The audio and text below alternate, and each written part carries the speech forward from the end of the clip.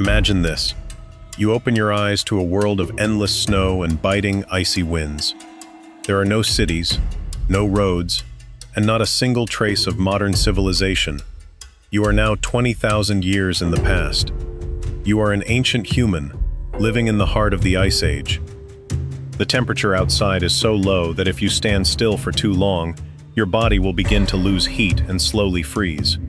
You have nothing but a set of animal skin clothing, a stone-tipped spear, and a fire that is slowly dying inside your cave. That fire could go out at any moment. And when it does, you won't just lose warmth, light, and the ability to cook your food. It is also the one thing that keeps wolves and cave hyenas at a safe distance. And there's a very good chance you won't survive to see the next sunrise. In your world, fire is more valuable than anything you could ever hold in your hands. That's why, before anyone even thinks about hunting or searching for food, the first task of the entire tribe is always the same: to check whether the glowing embers from the previous night are still alive. All it takes is a long snowstorm or one careless mistake for the fire to die completely, and life changes in an instant. In the brutal cold of the Ice Age, the greatest gift fire gives you is warmth. Without it, the animal skins wrapped around your body would have little chance of drying after being soaked by snow. Preparing food would become far more difficult, and darkness would arrive much sooner, bringing with it an even harsher cold. During this time, dry firewood is almost as valuable as food itself. Before the sun sets, the tribe doesn't head home right away. Instead, everyone spreads out, searching for dry branches scattered across the grasslands and among the low shrubs. In this frozen land, wood has never been easy to find. Many places have nothing more than dwarf shrubs or a few scattered small trees, so every dry branch you manage to collect is worth carrying home. You return to the shelter with an armful of firewood. It may only keep the fire burning for a few more hours, but that's enough to keep the entire tribe warm through another freezing night. In some regions where trees are almost non-existent, people even burn dry shrubs, dried moss, and sometimes the hardened dung of grazing animals as fuel. The pile of firewood you just gathered will keep the fire alive for a little while longer, but even fire can't follow you outside. The moment you leave your shelter to hunt or search for food, the only thing standing between your body and the freezing cold is the clothing you're wearing. The animal skins wrapped tightly around you have carried you through countless cold seasons. All it takes is a single torn seam, and the icy wind will find its way inside, stealing away the precious warmth your body has worked so hard to keep. This outfit wasn't made in a single day. After every successful hunt, the hide must be scraped clean of the remaining meat and fat, then softened through a long series of steps before it can finally be used. Only then are small bone needles and animal sinew used to stitch the pieces together into clothing that fits closely against the body. Today, archaeologists have uncovered bone sewing needles dating back tens of thousands of years across Europe and Asia. They are powerful evidence that Ice Age humans didn't simply drape animal hides over their shoulders. They had already learned how to sew fitted clothing that trapped body heat far more effectively. You may not realize it, but those tiny stitches helped our ancestors expand into some of the coldest places on Earth, places where many other animals struggled to survive. This outfit didn't appear out of nowhere. Every stitch, every piece of hide keeping you warm, began with a hunt. For your tribe, hunting has never been just about finding the next meal. One large animal can change the fate of the entire tribe for weeks, sometimes even months. The true value of an animal isn't measured by how much meat it provides. What makes it priceless is that nearly every part of it can be put to good use. The meat is divided into portions, eaten fresh, or preserved by smoking and drying so it will last much longer. The thick layers of fat become a precious source of energy during the long winter, and in some places, they're even used as fuel to provide light and warmth. The hides are cleaned, treated, and turned into clothing, blankets, or coverings for the shelter to block the freezing wind. The sinew is dried and used as cordage and sewing thread. Large bones can be shaped into tools, and across parts of the Eastern European plains, where wood was extremely scarce. Archaeologists have even discovered the remains of shelters built from mammoth bones and covered with animal hides. Even the massive tusks never go to waste.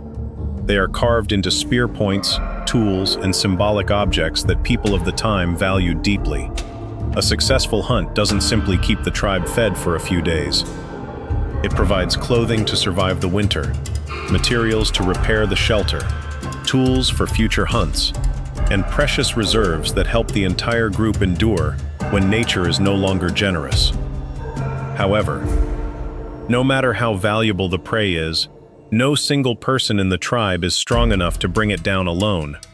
That's why hunting parties almost always consist of several people working together. Each person has a different role. The most experienced hunters track the animal and choose the best approach. Another group quietly circles behind the herd, guiding it toward the intended direction, while the others wait patiently in the most favorable positions. Even while the hunt is underway, someone is always watching the surroundings.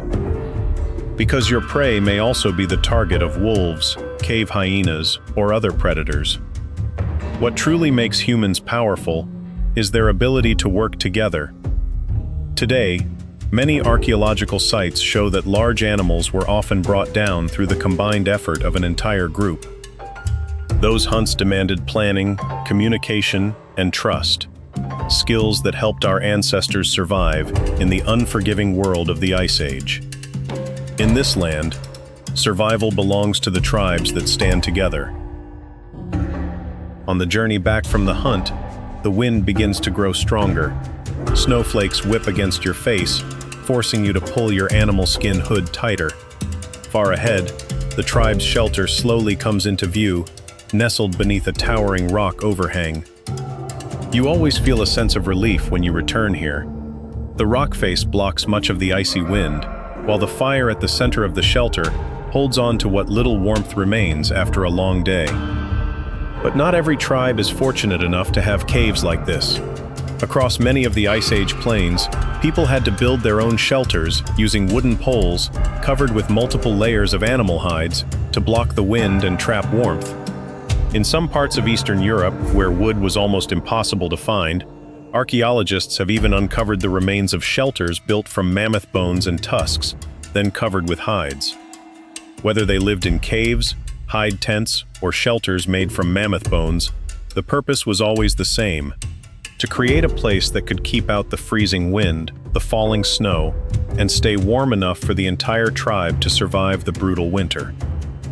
During the Ice Age, a good shelter didn't just help you sleep more comfortably, it could determine whether you would wake up the next morning at all.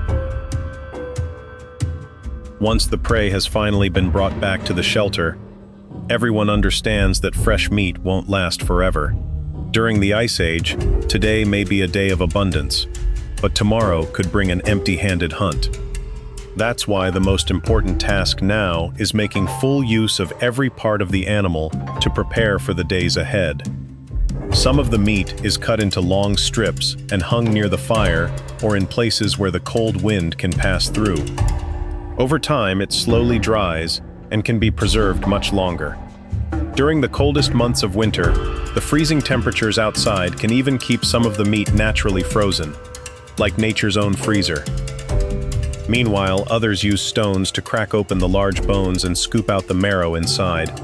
Rich in fat and calories, bone marrow is an incredibly valuable source of nutrition for people whose bodies burn enormous amounts of energy just to survive the freezing climate. Even the organs are never wasted.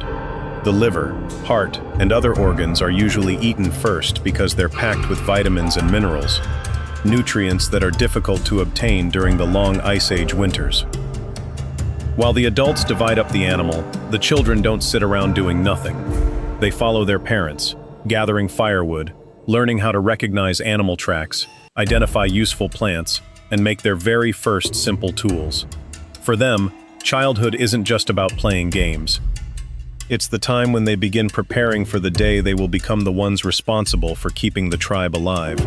As night falls, the fire burns low, and one by one, everyone settles down to rest. You lie close beside the others on animal hides spread across the ground, then pull another layer of hides over your body. Sleeping this way doesn't just provide a sense of security, it also helps everyone hold on to more body heat during the bitter cold of the Ice Age. Even where you sleep is carefully chosen, close enough to feel the warmth of the fire, but far enough away that the smoke won't fill the shelter throughout the night.